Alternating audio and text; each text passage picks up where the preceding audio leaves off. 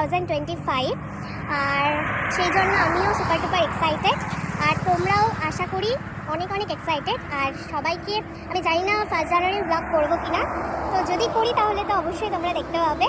আর অনেক বেশি বক বক করে ফেলছি, তো চলো, ভিডিওটা ভালো লাগলে do like, share and subscribe to my channel. Till then stay happy, stay খুব পজিটিভ, বাই।